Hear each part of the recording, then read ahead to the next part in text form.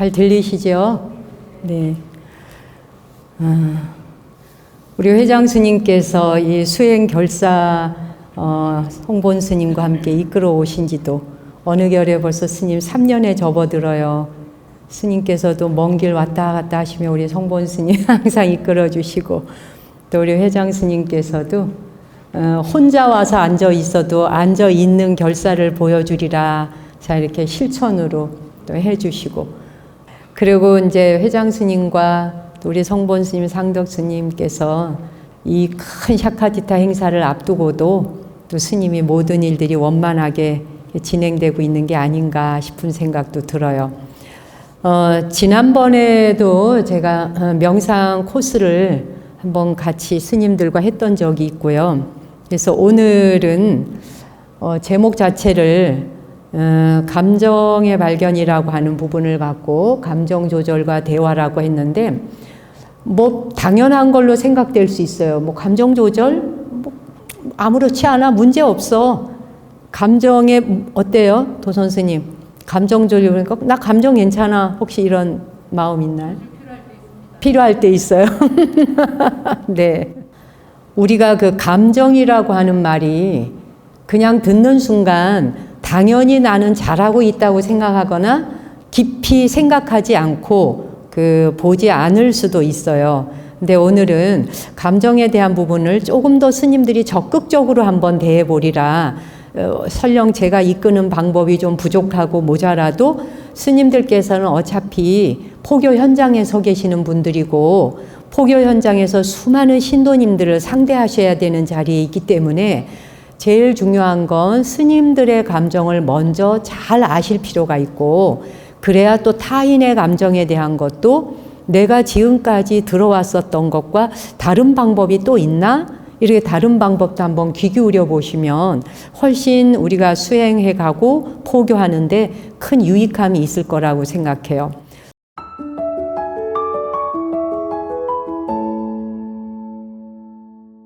우리가 감정 그러면 보통은 감정이 일어날 때 무슨 말을 써요, 스님들?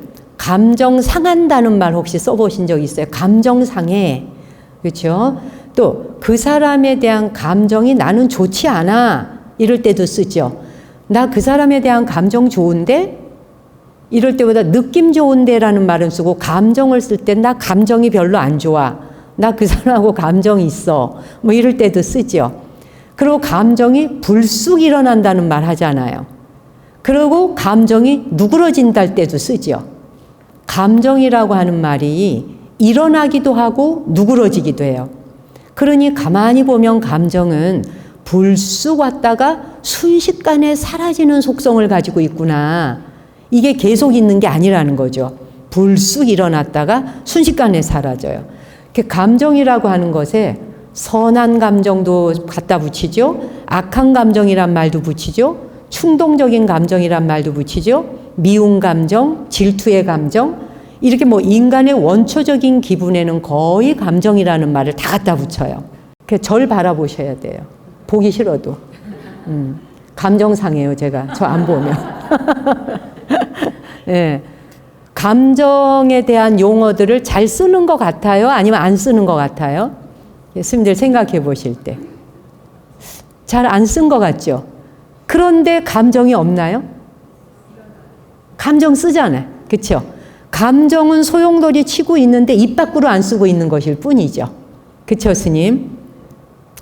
그래서 여하간 우리가 그 감정이라고 하는 부분을 굉장히 잘 알고 있는 것 같은데 뜻밖의 너무 먼 거리에 있더라는 거죠, 얘가. 그래서 한번 보겠습니다. 오늘 감정의 발견이라는 저 책을 소개할까 하는데, 저 책을 쓰신 분이 마크 브레킷이라고 지금 예일대 감성지능센터를 설립하고 센터장을 맡고 있어요. 그래서 저분이 그 학습과 또 의사결정, 창의성, 뭐 관계, 건강, 그 어떤 것을 성과를 내는 성과 등에 있어서 감정과 감성지능이 어떤 역할을 하는지 20년 이상을 거의 연구를 했고요. 그리고 125편의 감정에 대한 논문만 125편을 써서 발표했으니 감정 하나로 끝장 보는 박사라고 보시면 돼요. 그러니까 우리에게 감정이 논문 한 편만 놔도 우아할 텐데 125편을 발표했어요. 그리고 개인의 행복을 증진하고 조직과 사회의 성과를 촉진하기 위한 5단계 감정훈련 기술을 고안해 내놓았어요. 오늘 제가 스님들께 소개할 게 바로 5단계 감정 훈련 기술을 알려드릴 거예요. 저 부분에 대해서 이야기를 할 거예요. 현재 이 훈련법은 전 세계 2,000여 곳에 각 국가별로 이 5가지 감정훈련법을 쓰고 있어요. 이 자리에 계시는 스님들께서 저 감정훈련법을 알아서 여러분이 만나는 신도님들에게 이걸 활용하고 쓰신다면 우리도 저것을 활용하는 국가가 되는 거죠. 뭐 호주, 뉴질랜드, 일본, 중국 모든 나라에서 해요. 지금 이 방법을. 학생들을 상대로도 하고 일반인을 상대로도 해서 뭐 100만이 넘는 사람들이 이 코스를 통해서 감정 다스리는 기술을 익히고 있다 그래요. 그래서 그거를 학교에 이제 도입을 한 거예요. 저 책인데요. 자, 감정의 발견이라고 하는 그 저자는 수많은 심리학 연구 결과를 토대로 인간에게 가장 중요한 감정에 관한 모든 것을 총망라한 집합서를 쓴 거예요. 근데 이 마크 브레킷이라고는 이 사람이 청소년 시절, 그러니까 어려서부터 그 감정 부적응자예요. 감정 부적응자로 굉장히 힘든 고통스러운 사춘기를 보내게 되더라고요. 그래서 어머니는 알코올에 의존하는 사람이었고요. 아버지는 폭력을 썼어요. 근데 알코올을 의존하고 폭력을 쓰는 아버지 엄마니까 아이를 굉장히 홀대했을 것 같잖아요. 근데 이게 아니라 어머니 아버지가 아이를 사랑함에도 불구하고 아이를 어떻게 감정적으로 다루어야 하는지를 몰랐던 분들인 거예요. 우리 대부분 그렇잖아요. 여기 우리 스님들도 스승상자 관계가 있고 사형사제 관계가 있고 도방 관계가 있고 여러 관계가 있어요. 근데 그 관계 속에서 내가 사람을 대할 때 감정 다루는 법을 잘 몰라서, 아니 수행한 지가 30년, 40년, 50년이 됐는데도 감정 다루는 법이 여전히 어려운, 여전히 힘든, 이게 극복이 되지 않는, 도대체 이게 무슨 문제냐는 거죠. 이게 도대체 정말 말이 되는 거냐는 거죠. 근데 저분의 어머니 아버지도 아들을 사랑해요. 아들을 사랑하는데 사랑하는 법을 몰랐고 감정을 스스로 어떻게 써야 하는지를 몰랐는 거예요. 근데 왜 이분이 이것을 연구하고 125편의 논문을 발표하게 됐을까? 어느 날 삼촌이 집에 오게 돼요. 삼촌이 왔는데 삼촌이 얘를 바라보면서 이 아이의 표정을 딱 보더니, 이 삼촌이라는 분이 심리학자이고 또 감정을 다루는 일에 기여하고 있던 연구자이고 학자예요. 그래서 그 삼촌이 이 아이를 딱 보더니 너 할 말 있지? 말해봐. 이렇게 물어요. 너 할 말 있지? 말해봐. 라는 이 한마디에 지금까지 아무도 자기의 감정에 관심 가져준 사람이 없었어요. 조언을 해주는데 급급한 사람밖에 없었어요. 이렇다 저렇다 뭘 알려주고 내가 해보니 이렇더라. 야 인생 그런 거야. 고등학교 때는 다 그래. 그 시기 지나고 나면 다 괜찮아. 뭐 이런 식의 조언은 했을런지 몰라도 진정으로 자기 감정이 어떠냐를 물어봐 준 사람이 없었던 거예요. 근데 처음으로 삼촌이 물어준 거예요. 너 할 말 있지? 말해봐. 다 털어내봐. 그 말을 듣는 순간 너 할 말 있지? 말해봐 라는 이 말 한마디에 울음보가 터졌대요. 책에 나오기를. 울음보가 터져서 막 울었대요. 그로부터 삼촌과 함께 감정에서 벗어나는 법을 관심 갖게 되고 이 분야에 공부를 하게 되고 그 분야로 박사학위를 받았고 하버드대에서 그 다음에 예일대 지금 현재 교수로. 그래서 감정에 대한 부분 하나만 가지고 이분은 목숨 걸고 지금 하는 분이에요. 근데 제가 이분 책을 읽다가 와, 저도 그렇고 우리 스님들도 그렇고 우리가 평생 매달려서 신도를 상대해야 될 게 무엇일까? 바로 감정에 대한 공부이구나. 이거 공부 안 하면은 맨날 헛바퀴 도는구나. 헛바퀴 도는 길만 가겠더라고요. 네. 지금부터 집중해서 한번 관심 갖고 들어보셔야 돼요. 스님들이 관심 갖고 집중해서 들으신 다음에 저것을 스님들의 생활 속에 자기 자신한테도 활용하고 타인에게도 활용하셔야 되는데 사실은 제일 먼저 우리 자신한테 먼저 활용해야 돼요.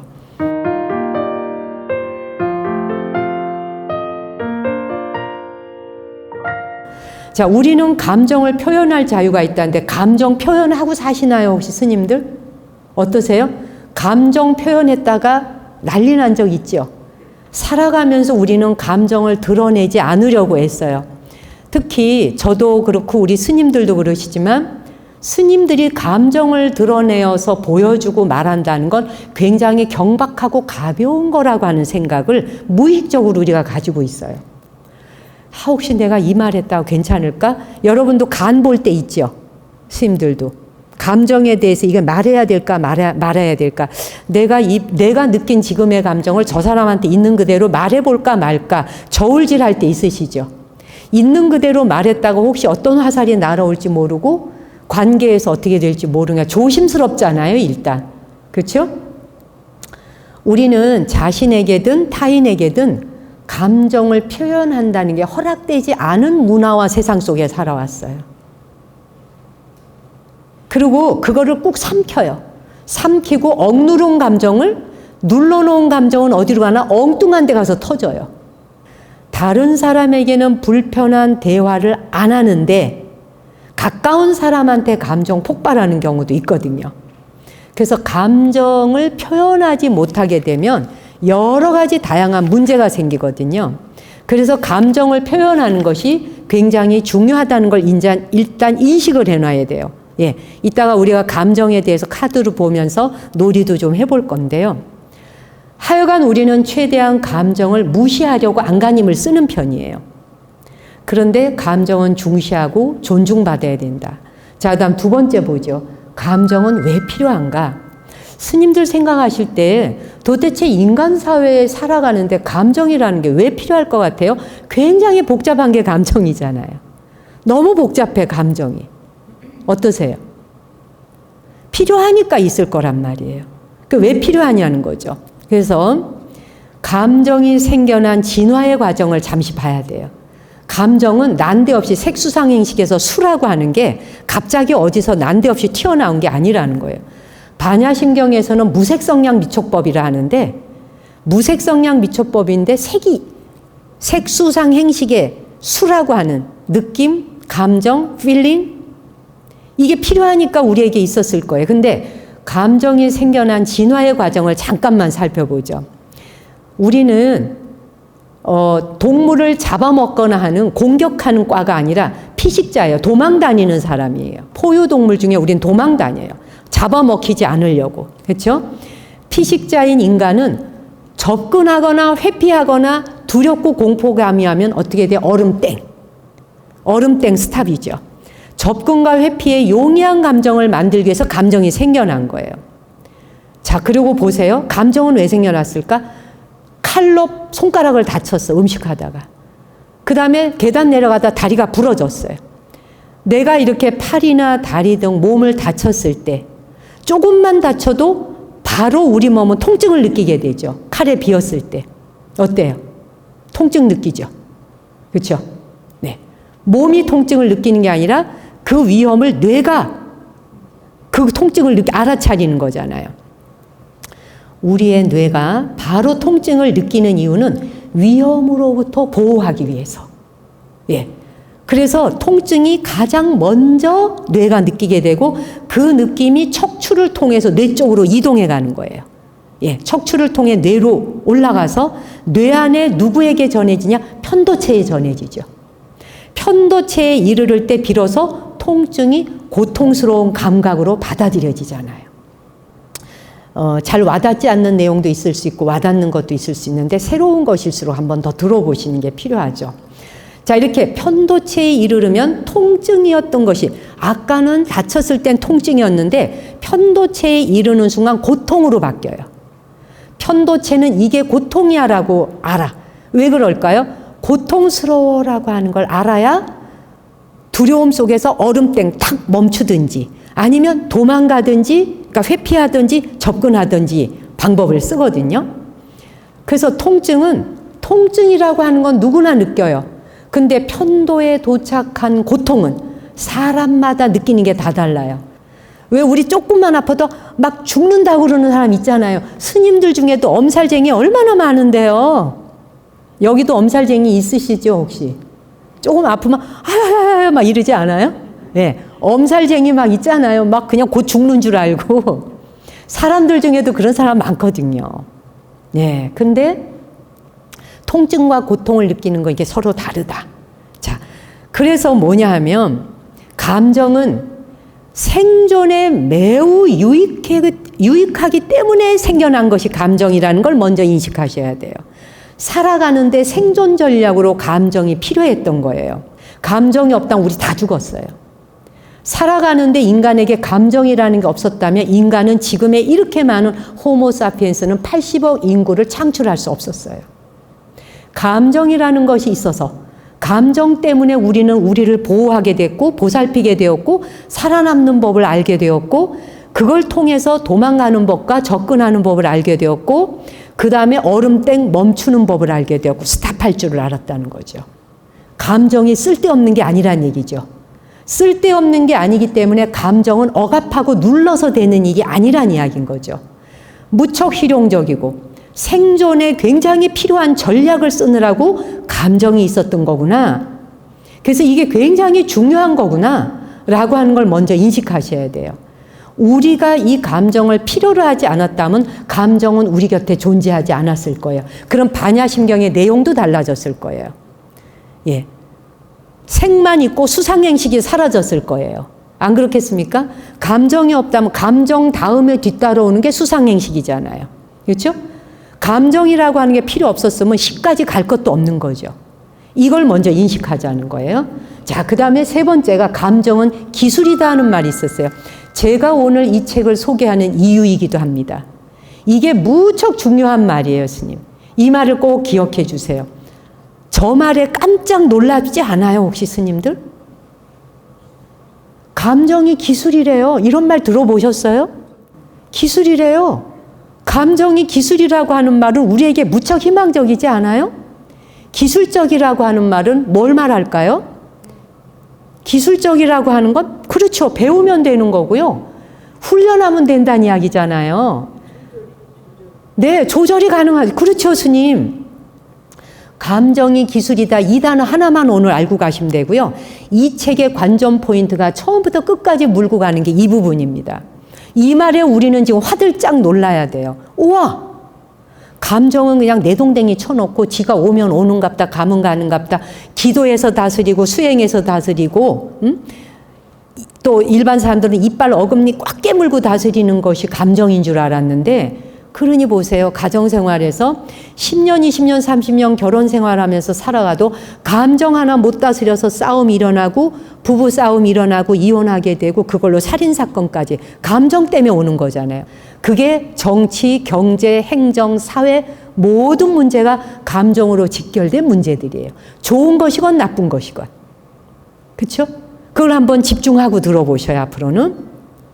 자, 그래서 감정은 사회적인 문제도 아니요, 정서적인 문제도 아니요, 종교적인 문제도 아니요, 도덕적 규범도 아니라는 거예요. 기술적이라는 거예요.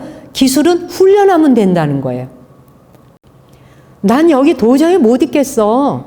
나하고는 뭐가 안 맞아. 라는 말 자체가. 그래서 감정이라고 하는 건 우리 삶의 전반을 덮치고 있는데 우린 이것에 대해서 제대로 눈 뜨고 정견, 보려고 한 적이 없다는 거죠. 어떤 면에. 자, 그러나 누구나 살면서 노력해요. 자기 감정을 다루어 보려고, 제대로 해보려고. 안 해본 사람이 없어요. 그런데 번번이 실패한다는 뜻이에요. 그게 왜 그랬을까요? 잘못된 방향으로 계속 바위에다 대고 계란치기 식으로 해왔기 때문이라는 거예요. 그게 이분의 주장이에요. 그렇게 친했는 도반하고 말 한마디 잘못 가서 감정상에서 완전히 인간관계 끝나는 경우도 있어요. 돌아서서 연락 두절되는 사람도 있는 거예요. 그쵸, 스님? 그런 경험 전혀 없으세요, 혹시? 있죠, 우리? 비일비재 있어요, 일상사 중에.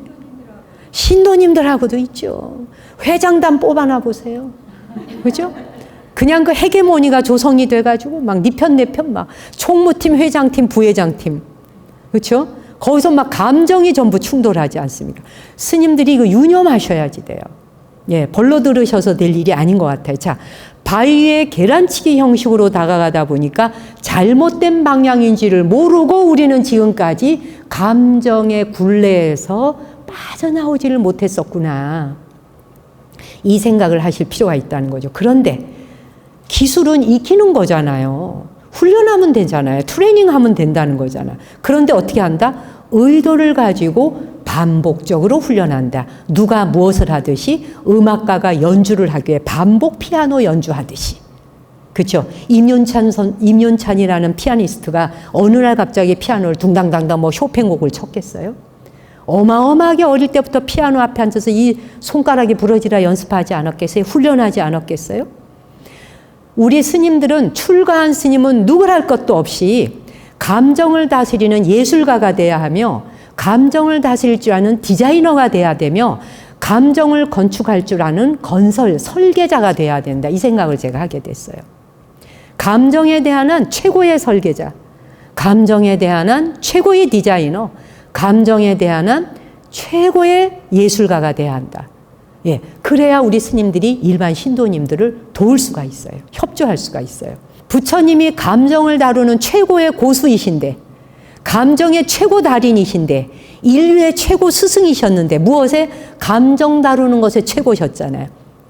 부처님의 말씀에 팔만대장경에, 특히 초기 불교 경전에 부처님이 하시는 말씀이 감정 다루는 것을 관통하지 않는 부분이 거의 없잖아요, 스님. 그렇죠? 우리가 그분의 후예들이니까 우리는 감정에 대해서 나 몰라를 할 수가 없고, 나 자신의 감정과 내 상자와의 관계와 내 사형사제, 사숙님 모든 문중 모든 우리의 승가의 관계 속에서 감정에 대한 걸 잘 알기 시작하면 이 한 세대가, 우리의 세대가 이걸 다루는 법을 잘 알아서 그 다음 세대에게 물려주게 된다면 사회도 건강해지지만 우리가 전반적으로 함께 성장하는 사회가 되겠죠.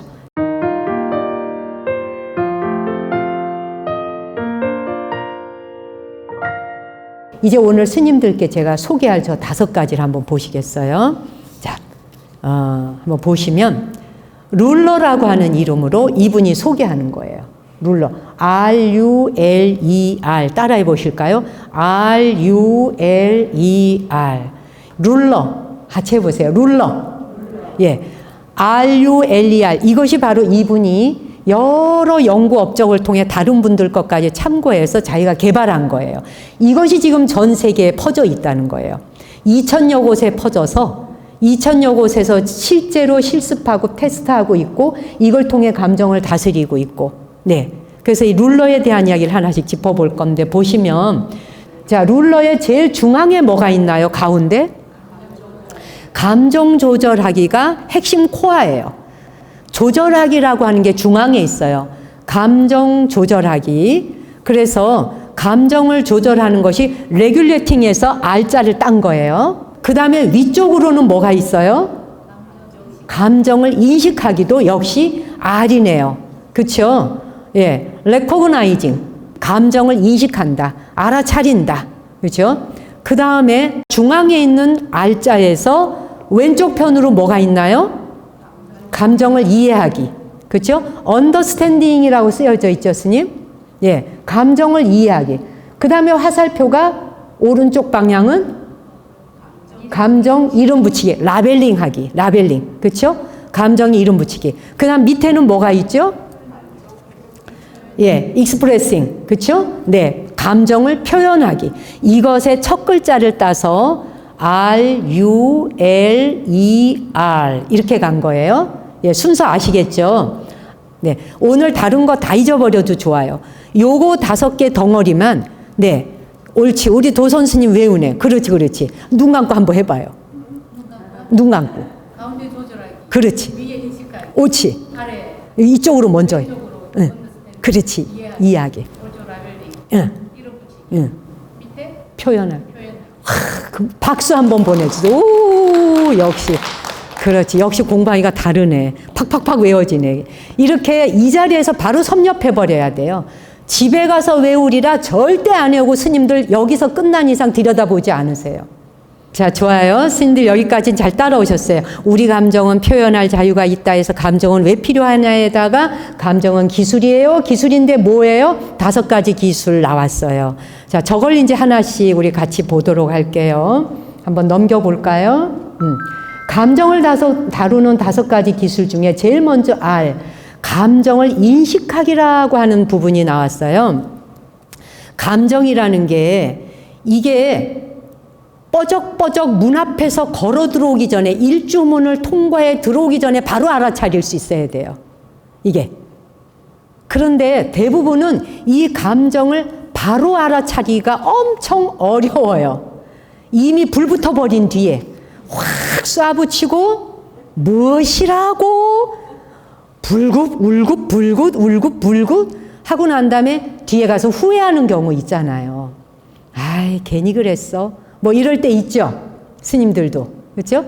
그런데 이게 일반적으로 우리가 다 겪고 있는 일인데 감정은 기술이야 라고 하는 걸로 따라오시면 이렇게 하면 되겠구나 방법을 알죠. 자, 그래서 감정이라고 하는 것을 먼저 인식하라. 우리 뭐 스님들이 인식한다, 알아차린다 당연히 알 것 같지만 못 알아차려요. 이미 감정이 파도처럼 덮쳐왔고 덮쳐와서 우리를 다 휘감아 버린 다음에 늘씬하게 당한 다음에 뒤에 가서 아는 경우가 너무 많아요. 이게 대부분 일반적으로 우리가 다 겪고 사는 일이에요. 네, 수행이 잘 되어 있는 스님들의 경우도 가끔은 이렇게 파도 덮침을 당하게 되죠. 자신의 생각, 에너지, 신체의 변화, 타인의 표정과 몸짓 등의 변화를 알아차려서 어떤 감정이 생겨났구나. 요거를 이제 알아야 된다는 거죠. 올라오는 내 감정이 무엇인지를 가장 먼저 알고자 하는 게 첫 번째 단계다 하는 걸 알고 계셔야 돼요. 근데 우리가요, 감정 올라올 때 무슨 감정이 일어났구나? 감정에 대해서 말해보라고는 표현도 못하고요. 감정에 대해서 우리가 언어적으로 알고 있는 단어가 몇 개 없어요. 놀랍잖아요? 그런데 감정이라고 하는 것에 대한 단어가 수천 개가 넘는데요. 근데 우린 감정 말해보라면 10개를 말을 못해요. 10개는 굉장히 훌륭한 거예요. 그 사람 표정 한번 보여주실 수 있나요? 네. 자, 상대방을 만났을 때 저 표정이요. 저렇게 표정이 뭐 쭉 있어요. 근데 저걸 보면서 저게 무슨 표정일까? 제일 처음에 앞에 있는 표정이 뭐일 것 같아요, 느낌이? 놀란다. 또 반가워. 또 기쁜 소식을 들은 것 같아. 호의적이다. 좋아요. 귀여운 아이를 본 것 같아. 자, 좋아요. 굉장히 스님들. 그럼 두 번째는 뭘로 보이세요? 안타까워. 또 아쉬워. 또 어떡하지? 또 걱정이야. 또 실망스러워. 네. 저게 뭐야? 저게 뭐야? 이렇다는 거죠. 네. 자, 지금 표정이 쭉 나와 있는데 표정 한번 무슨 표정인지 보여주실래요? 자, 이렇게. 예. 놀란다는 거 많이 스님들 맞추셨네요. 두 번째 표정은 슬픔이 오는데 놀라서 슬퍼 지금 무엇인가에. 그래서 앞에 있는 건 놀라기는 하는데 행복해. 세 번째는 놀랐는데 혐오스러워할 때. 뭐 저 표정만이 아니겠죠. 다양할 수 있어요. 그래서 저 끝에는 뭐 두려움, 혐오감 뭐 이렇게 있어요. 제가 왜 이 표정을 지금 보여드렸냐면 스님, 우리가 어떤 사람의 표정을 보면서 그 사람 어떨 거야 라고 생각해서 내가 판단을 내렸는데 뜻밖의 아닌 경우가 무지 많다는 사실이에요. 그렇죠?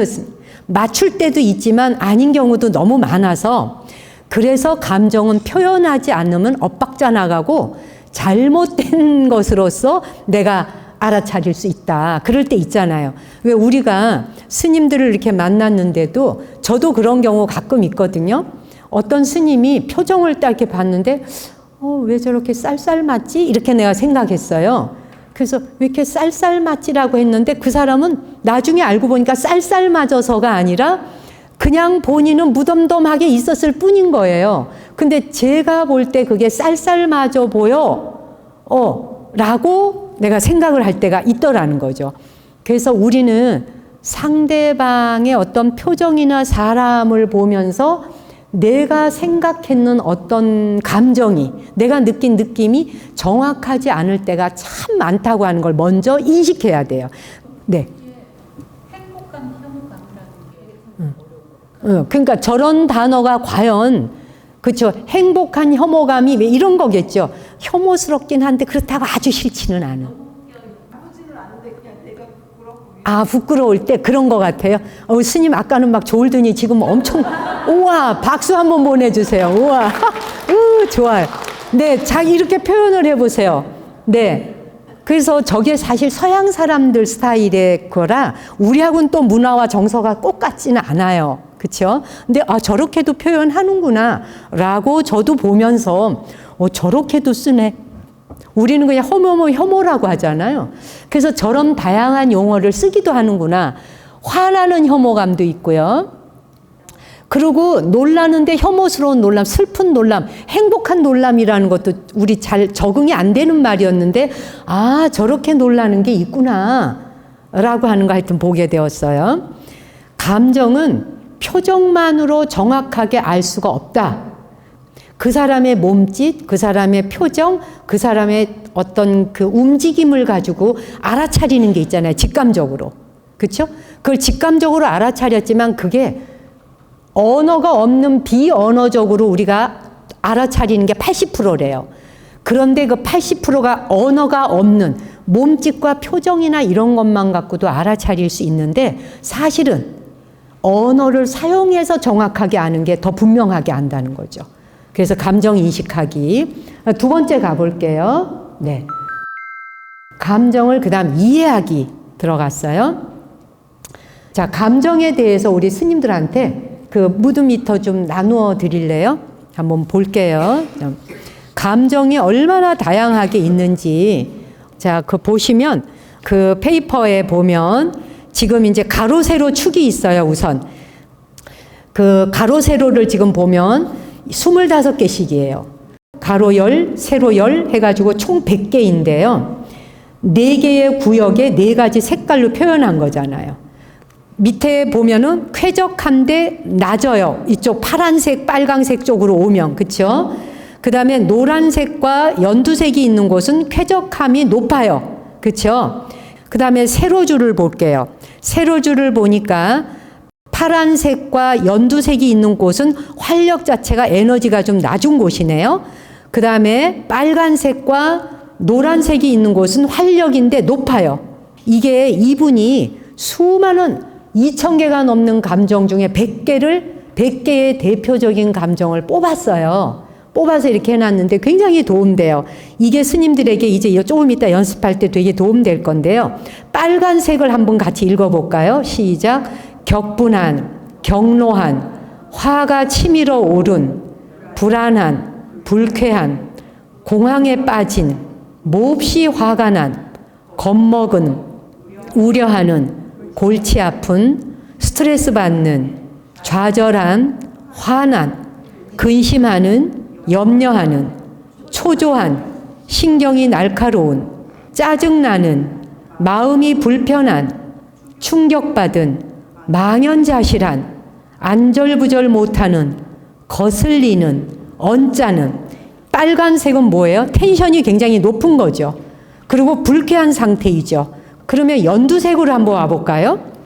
자, 속편한, 평온한, 여유로운, 한가로운, 나른한, 태평한, 안전한, 차분한, 생각에 잠긴, 흐뭇한, 자족하는, 만족스러운, 편안한, 평화로운, 고요한, 다정한, 감사하는, 축복받은, 편한, 안락한, 충만한, 감동적인, 안정적인, 근심 걱정 없는, 안온한. 근데 초록색 구역은 어때요?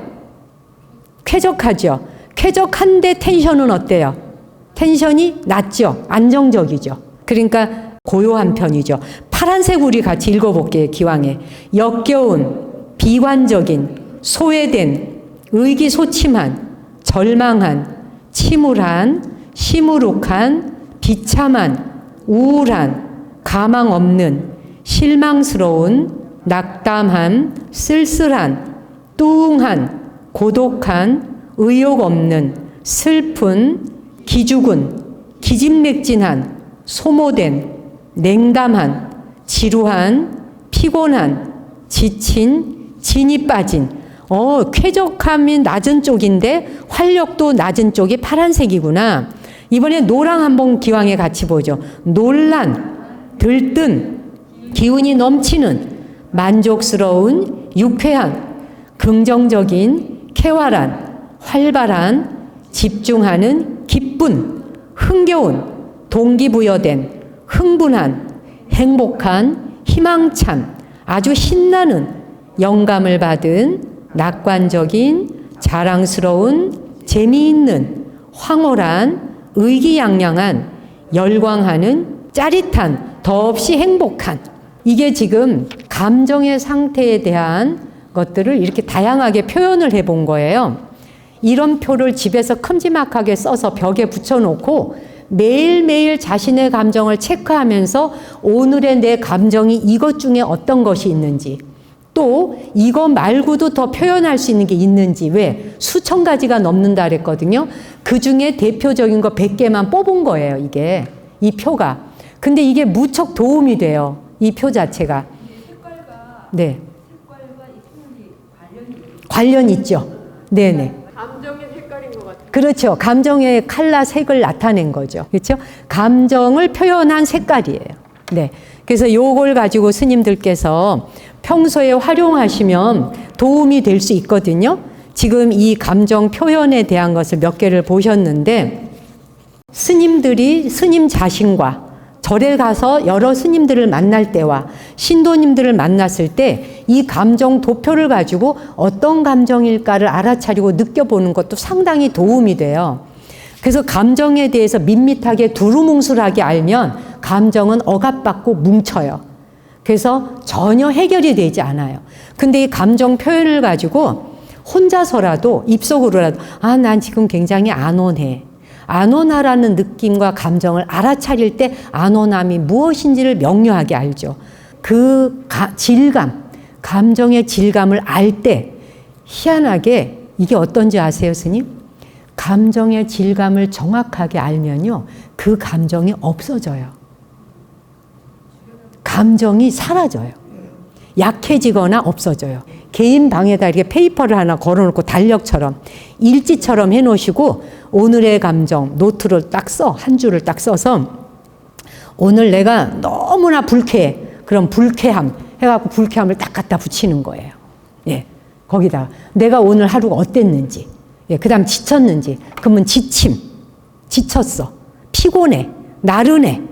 그래서 자기의 감정과 기분을 그날 일일 페이퍼에 써서 적어 놓기 시작하다 보면 감정을 이해하는 데 도움이 돼요.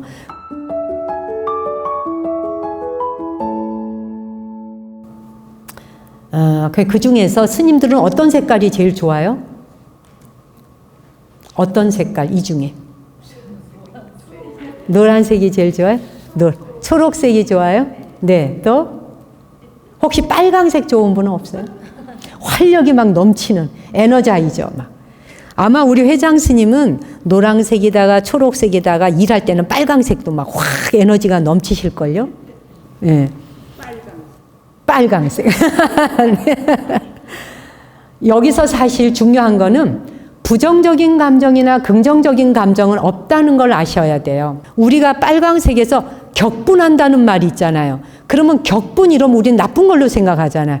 격분을 해야 일도 치러요. 그래서 스님들 중에도 축 처져 있고 안온한 사람에 있으면 아무 일도 못 치러요. 안 그래요, 스님? 회장 스님, 샤카티타 행사는 해야 되는데 모든 스님들 하나도 안 바빠. 축 처져갖고 안온하고 바쁜 것도 없어.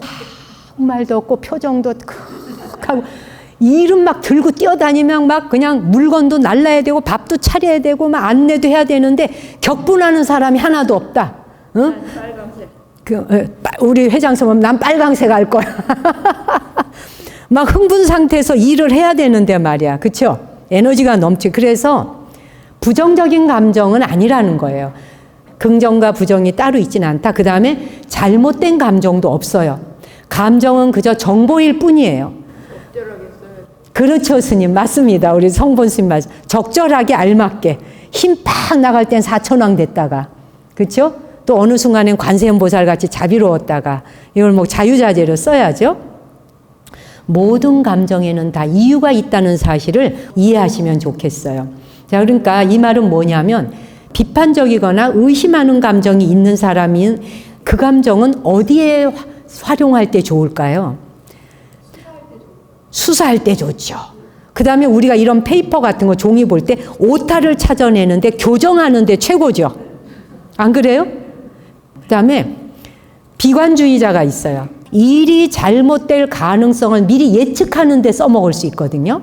이게 실수를 사전에 방지할 수도 있어요.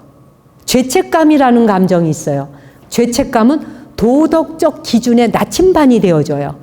그 다음에 불안한 감정이 일어나요. 불안이 나쁠까요? 불안하기 때문에 어디서든지 주의를 기울여서 위험한 상황을 피할 수 있도록 도와주는 거예요.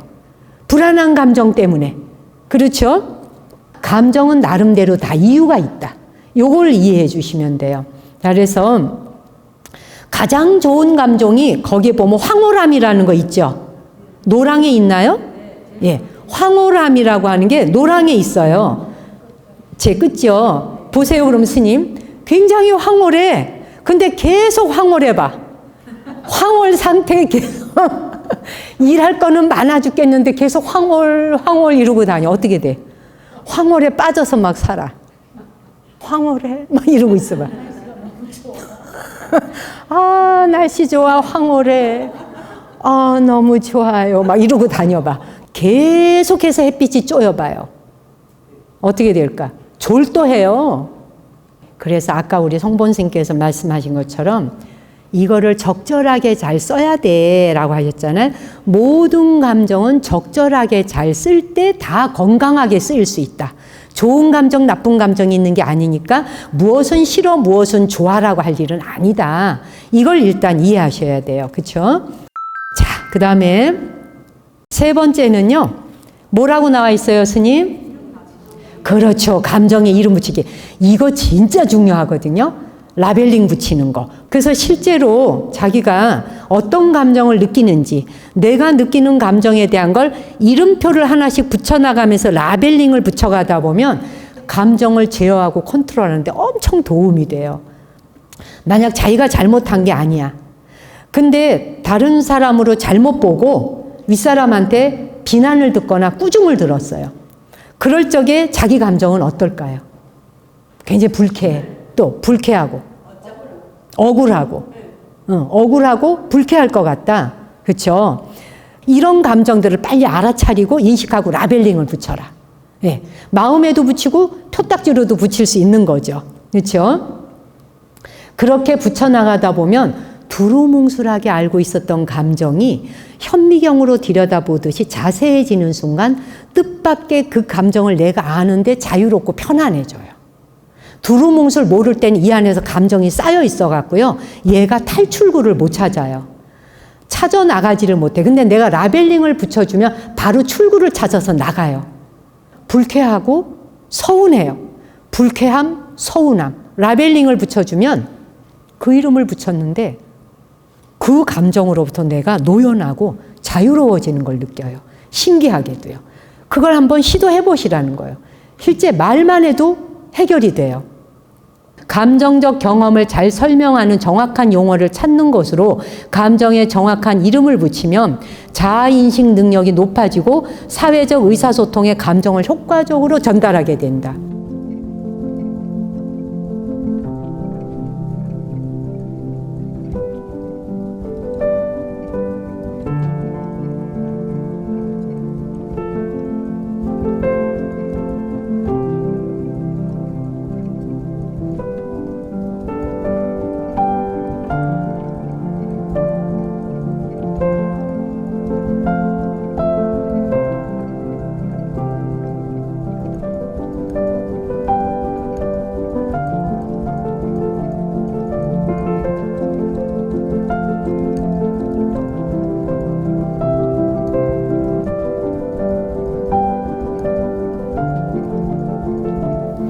그 다음 단계 넘어가 볼게요. 자, 마지막에 보면은 뭐라고 있어요, 스님? 감정을 표현하기라고 나와 있네요. 스님들은 어떠세요? 감정을 잘 표현하나요? 감정을 솔직히 찾는 것도 어렵더라. 뭐 어떤 감정인지를. 어떤 감정이, 뭐 느끼긴 느꼈는데. 우리 혹시 위원장님, 상덕 스님 혹시 감정 표현을 잘하는 편이세요? 안 하는 편이? 참는 편이? 승복을 입었으니까 내 감정을 참아야 된다. 내가 견딘다. 아, 내가 승복 입은 사람이니까 내가 그냥 참지 뭐. 내가 뭐 굳이 저 상대방한테 드러낼 거 뭐 있어. 라고 생각하신다는 거죠. 그럴 수 있죠, 충분히. 어떤 사람에게 마구 표현하는 게 어떤 사람일까요? 편안하고 가까운 사람. 바로 이거예요. 편안한 사람한테 막 표현하죠. 그래서 이게 감정이 편안한 사람한테는 막 하고 안 편한 사람한테는 참는 거, 이것이 지금 감정 다루기에서 사회에 문제를 가져왔다는 이야기를 이 박사가 하고 있는 거예요, 교수님이. 표현하란다 그래서 무조건 대놓고 표현하는 게 능사는 아니에요. 근데 내가 내 안에서 혼잣말이 됐던 상대방이 됐던 감정을 건설적으로 표현할 수 있는 방법을 계속 훈련해야 된다. 감정은 뭐라 그랬어요? 기술적이다 그랬잖아요. 연습해야 합니다. 그렇게 하다 보면 솔직하게 상대방에게 하다 보면 뜻밖의 상대가 들어주고 쫙 풀리는 경우가 많은 거예요. 지금 스님들이 너무 말씀 잘해 주셨어요. 그래도 내가 부처님 제자하고 승복까지 입었는데 내가 그냥 참지 뭐. 또 여기서는 가까운 사람한테는 표현하는데 그렇지 않은 사람한테는 참아. 여기서는 내가 감정을 표현하면 저 사람이 나를 뭘로 볼까? 이런 마음 때문에 또 내가 정확히 느끼는 감정이 뭔지도 디테일하게 모르겠어. 너무 지금 잘 말씀해 주신 거예요. 근데 우리가 이것을 극복하며 나가야 되는 거예요. 훈련하면서. 현재 상황, 함께 있는 사람들, 전체적인 맥락에 맞추어서 감정을 표현해야 할 적절한 시기와 방법을 아는 것. 그래서 이 표현이라고 하는 것은 감정을 정확하게 말하고 표현해 버릇하는 것으로서 습관을 들여야 한다. 네, 일단 그 정도만 하고 5번째 넘어가 볼게요. 자, 이게 되게 중요하죠. 얘가 이제 주인공이라고 보시면 돼요. 이거는 감정 조절하기예요. 자신이 원하는 목표를 이루기 위해서 감정 반응을 관찰하고 통제해서 바람직한 방향으로 수정해 가는 것이 감정 조절하기거든요. 그 부분을 가지고 이제 2부 순서에서 이어질 거예요. 10분 뒤에 바로 이리로 모여주세요. 네, 고맙습니다. 1부 수고하셨어요. 네.